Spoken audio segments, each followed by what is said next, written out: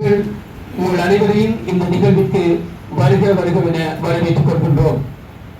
அத்தோடு இன்றைய நாளிலே ஊடக அனுசரணையை வழங்கிக் கொண்டிருக்கின்ற மன்னார் ஊடகவியலாளர்கள் அனைவருக்கும் இன்றைய வணக்கத்தை கூறிக்கொண்டு அவர்களையும் வருக வருகவென வரவேற்றுக் கொள்கின்றோம்.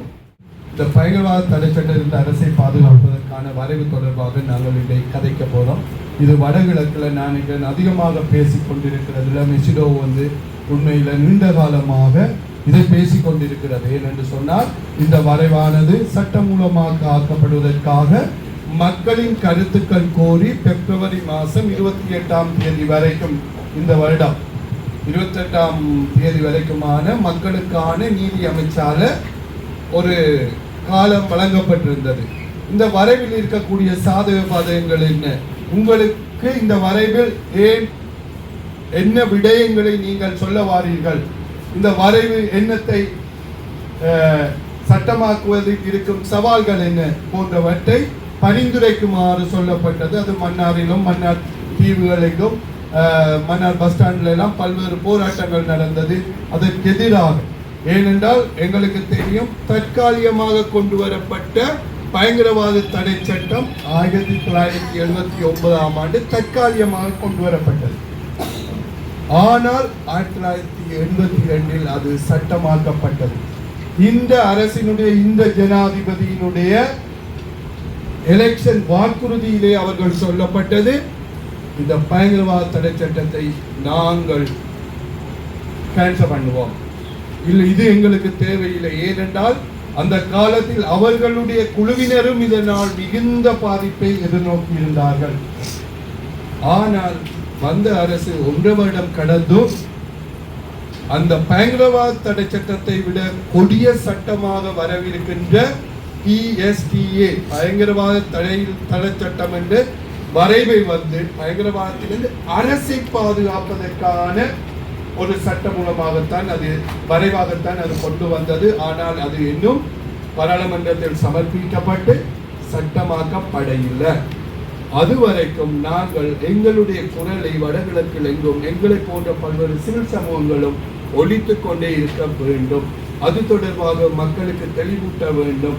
ஏனென்றால் அதில் இருக்கும் சவால்கள் பயங்கரமானது. எங்களுடைய சகோதரர்கள், எங்களுடைய உறவுகள், எங்களுடைய நண்பர்கள், தோழர்கள் தெரியும். யுத்தத்துக்கு பிறகு 2009 யுத்தம் முடிஞ்ச பிறகும் அல்லது யுத்த காலத்திலேயும் விசாரணை கண்டு கொண்டு போனவர்கள் எந்தவித குற்றங்களும் சுமத்தப்படாமல் டிஓ அடிக்கப்பட்டு அவர்கள் நீண்ட நாட்களாக சிறைவாசம் அனுபவிக்கப்பட்டு 20, 25, 30 வருடங்களுக்கு பின் உறுதிப்படுத்தப்படாத குற்றம் நிரூபிக்கப்படாமல் அப்பாவிகளாக வெளியிட அவர்களுடைய வாழ்க்கையே துளைத்து போட்டு வந்து நின்றார்கள். அது இன்னும் பலர் சிறைவாசத்தில் சிறையின் இறுக்கப்பிடியில் இருக்கிறார்கள். ஆகவே தான் அதற்காக நாங்கள் எங்களுக்காக இருக்கின்ற ஜனநாயக உரிமையின் அடிப்படையில் நாங்கள் இந்த குரலை வலுவாக உயர்த்தி கதைக்க வேண்டிய தேவை இருக்கிறது. நாங்கள் இந்த நாட்டின் பிரஜைகள் என்ற ரீதியில் எங்களுக்கு இந்த குரலை உயர்த்தி சொல்வதற்கான முழு தகுதியும் தைரியமும் எங்களுக்கு இருக்கிறது. ஆகவே அதன் அடிப்படையில் உங்களுடைய அரசை பாதுகாப்பதற்காக கொண்டு வருகின்ற சட்டம் தான் இந்த PSTA என்ற வரைவு. இதில் பல சரத்துக்கள் கண்மூடித்தனமான அல்லது இந்த மனித குலத்துக்கு அல்லது சர்வதேச நியமங்களுக்கு அமையாமல் சர்வதேச சரத்துக்களை உள்வாங்காமல் தங்களுடைய நாட்டினுடைய அரசை பாதுகாப்பதற்காக கொண்டு வரப்பட்டிருக்கிறது. இலங்கை பல சமவாயங்களில் கைச்சாத்திட்டு இருக்கிறது. சர்வதேச நியமங்களை ஏற்றுக்கொள்வதாக உடன்பட்டிருக்கிறது. அந்த வகையில் அவற்றையெல்லாம் புறந்தள்ளித்தான் இந்த PSTA இருக்கிற சில சரத்துக்கள் எடுத்துரைக்கிறது.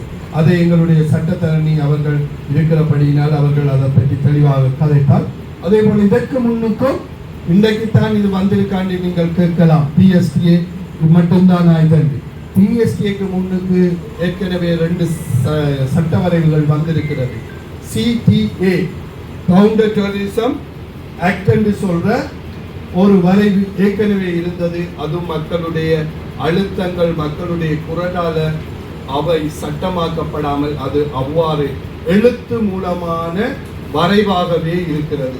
அதனைத் தொடர்ந்து ATA என்று சொல்லி 2022-23 கொண்டு வரப்பட்டது, ஆன்டி டெரரிசம் ஆக்ட். இதுவும் இந்த PTA ஒரே குடும்பத்தை சேர்ந்த பிள்ளைகள் தான், எல்லாமே அந்த PTA-யோட இணைந்திருக்கின்ற ஒரே வீட்டு பிள்ளைகள் தான், அண்ணன் தம்பி தங்கச்சி அக்கா. என்ன ஒரு பானை சோத்துக்கு ஒரு சோறு பதம் என்ற மாதிரி இந்த சட்ட வரைவுகள் எல்லாம் இந்த PTA கை தழுவியதாகத்தான் இது கொண்டு வரப்பட்டது அல்லது கொண்டு வருவதற்காக எத்தனிக்கப்பட்டது. அதற்காகத்தான் இந்த சிவில் சமூகங்கள் நாங்கள் தொடர்ச்சியாக மக்கள் விழிப்புணர்வு செயலமர்வுகளை முன்னெடுத்துக் கொண்டு வரோம். இதை நீங்கள் ஒவ்வொருத்தரும் அறிய வேண்டும், இதை ஒவ்வொருத்தரும் விளங்கிக் கொள்ள வேண்டும். இதில் இருக்கும் சவால்கள் என்ன, இதில் இருக்கும் நல்ல விடயங்கள் என்ன, இதில் இருக்கும் உண்மையான நியமங்கள் எதனை சொல்கிறது, இவற்றை நாங்கள் தெளிவாக கேள்வி கேட்டு கற்றுக்கொள்ள வேண்டிய பொறுப்பும் கடமையும் எங்களுக்கு இருக்கிறது. 2022 வரை அதே சட்டம் தொடர்ச்சியாக அமலில் இருக்குது. தற்காலிகமாக 3 வருடங்களுக்கு அமலில் இருக்கும் வகையில் உருவாக்கப்பட்ட சட்டம் 2022 வரை தொடர்ச்சியாக அமலில் இருந்தது. எந்த விதமான மாற்றங்களும் திருத்தங்களும் இல்லை. பிறகு 2022 ஒரு சின்ன திருத்தம் கொண்டு வந்தாங்க. பிணை தொடர்பான சில விடயங்கள் அதுக்குள்ள புகுத்தியிருந்தாங்க. அது கொஞ்சம் டீட்டெயிலான விஷயங்கள் அதை பார்ப்போம். இப்போ நீங்கள் எனக்கு சொல்லுங்கள், யாராவது இந்த பயங்கரவாத சட்டம் அது PTA இருக்கலாம், ATA இருக்கலாம், CTA இருக்கலாம், அல்லது PSTA இருக்கலாம். பயங்கரவாத தடுப்பு கட்டளை சட்டம், ஆன்டி டெரரிசம், கவுண்டர் டெரரிசம் அல்லது பயங்கரவாதத்திலிருந்து அரசை பாதுகாப்பதற்கான சட்டமுறை. இது எங்களுக்கு தேவையா இல்லையா? சிறுபான்மை சமூகமாகிய தமிழ் முஸ்லீம் மக்களுக்கு இந்த PSTA அல்லது PTA அல்லது CTA அல்லது ATA தேவையா இல்லையா? உங்கள்கிட்ட இருந்து தான் நான் பேசணும். உங்களோட கருத்துக்கள் எப்படி பதிவாகிங்க, பெரியாக்கள் அந்த சின்ன பிள்ளைகள் இல்லை, தேவையா இல்லையா? நியாயம் என்ன?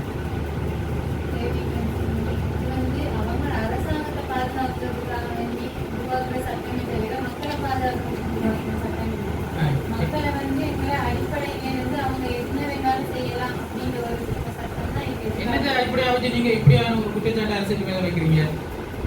என்ன பண்ண மாட்டாலும் மக்களை செய்யலாம் என்ற அடிப்படையில் உருவாக்கின சட்டம் தான் இது.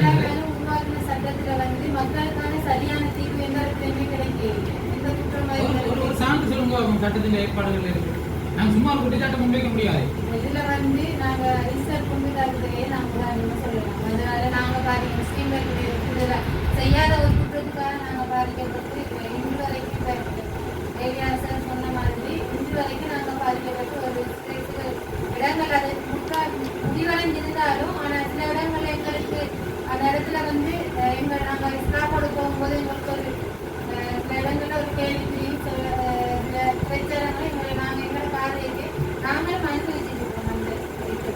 உங்களோட அதே விஷயத்தை இந்த ஆக்டிக்குள்ள மேட்ச் பண்ணுவோம், இந்த ஆக்டிக்குள்ள கொண்டு வரும். நல்ல உங்களை இந்த நீங்கள் ரேஸ் பண்ண இந்த விஷயம் நல்ல விஷயம். ஈஸ்டர் குண்டு தாக்குதல்ல யாரையுமே கைது செய்திருக்க கூடாதுன்னு நீங்க நினைக்கிறீங்க? ஒரு குண்டு படிச்சுட்டு 230 பேருக்கு மேலே இறந்துட்டாங்க. யாரையுமே அரசாங்கம் கைது செய்யக்கூடாது அப்படின்னு நினைக்கிறீங்க? இல்லை, நான் பொதுவாக கேட்குறேன். ஒரு குண்டு படிச்சிருக்கு, 3 இடத்துல படிச்சிருக்கு இல்லையா? ஜீவன் தேவாலயம் பட்டிக்குளவில், கட்டுவாப்பட்டியாவில், மற்ற ஒரு இடத்துல 3 இடத்துல குண்டு படிச்சிருக்கு. தேவாலயங்கள் மத வழிபாட்டு தலங்களில் படிச்சிருக்கு. படித்ததுக்கு யாருமே கைது செய்யப்படக்கூடாதா? எக்ஸாக்டாக யாரு குற்றம் செய்தாங்கன்றதை எப்படி கண்டுபிடிக்கிறது? குற்றவாளி நிற்க போறாரு, இன்வெஸ்டிகேஷன் தான் செய்யணும், விசாரணை தானே செய்யணும். விசாரணை பெண்டிங். இதுல இருக்கிற சருக்கள் என்ன? இதான் இப்ப எங்களோட கேள்வி. ஒரு சிறுபான்மை சமூகமாக ஏன் சிங்கள சகோதரிகள் ரிமாண்ட்ல இல்லையா? இந்த குற்றத்தாக்குதல் இப்ப வருமான விசாரணைகள் எல்லாம் நடக்குது. சிங்கள தலைவர்கள் கொண்டுறாங்க. சிங்களவர்கள் இல்லைன்னு சொல்றீங்களா?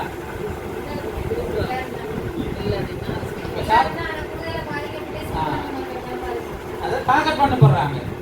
இந்த கன்ஸ்பிரசி, இந்த குண்டு தாக்குதல், இந்த பின்புல கருத்துக்கள் அல்ல பின்புல தகவல்களை பார்க்கும்போது இது அப்பட்டமாக தெரியுது. ஒரு சிறுபான்மை சமூகத்தை பழிவாங்கல பகடக்காயாக பயன்படுத்தி கொண்டு தங்களுடைய அரசியல் லாபத்தை பெற்றுக் கொள்வதற்கான ஒரு சூழ்ச்சி என்ற ஒரு வழிபாடு.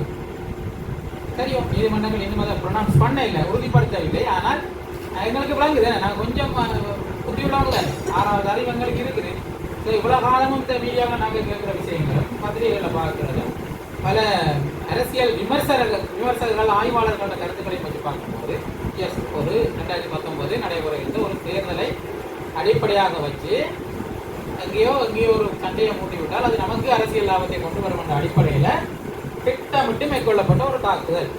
இதுக்கும் இந்த பிடிஏக்கும் என்ன சம்பந்தம்? இதுதான் இப்போ கேள்வி. இங்கே இருந்துதான் எங்களோட கோர் பேஸ் உருவாக போகுது.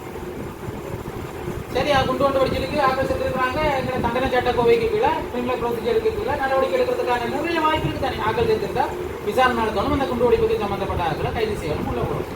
அப்புறம் விசாரணை நடத்தி அவருக்கு வழக்கு நடத்தி வழக்கில் தீர்ப்பு அவர்களுக்கு எதிராக இருக்குமாக இருந்தால் அவர்களுக்கான தண்டனையை சட்டப்படி வழங்க வேணும். நிறைய ஏற்பாடு தாராளமாக இருக்குது. இருந்த போதும் ஏன் பிடிஏ பயன்படுத்தப்படுது? இதுக்கான கேள்வியா இந்த விடையை நாங்கள் ஆராய்ஞ்சிட்டோம் என்றால் இந்த செஷன் ஓகே, உங்களுக்கு விஷயம் விளங்கிட்டு தெளிவாயும் யாராவது சொல்லுங்க. சாதாரணமாக ஒரு சட்டத்தில் இப்போ கொலை வந்து நடந்திருக்கு, குண்டு வெடிப்பில் ஒரு கொலை நடந்திருக்கு, கொலை சரி செத்துட்டாங்க, ஒரு ஆள் 2 பேரும் 10 பேரும் 50 பேரும் கொலை தான்.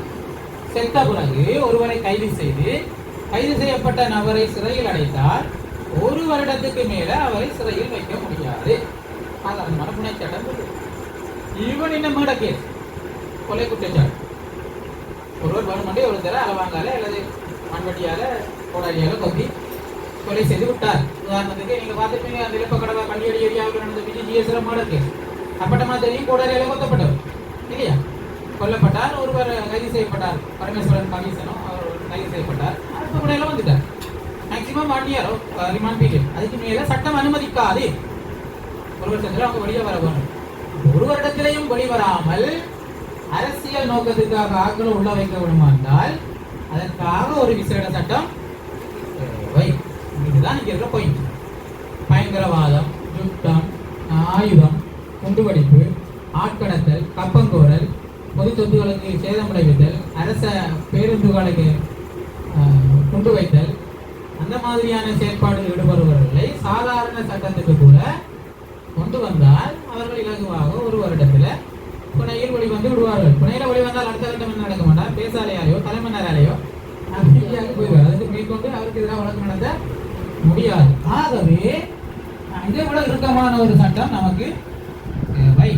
அது ஒரு பக்கம். 2வது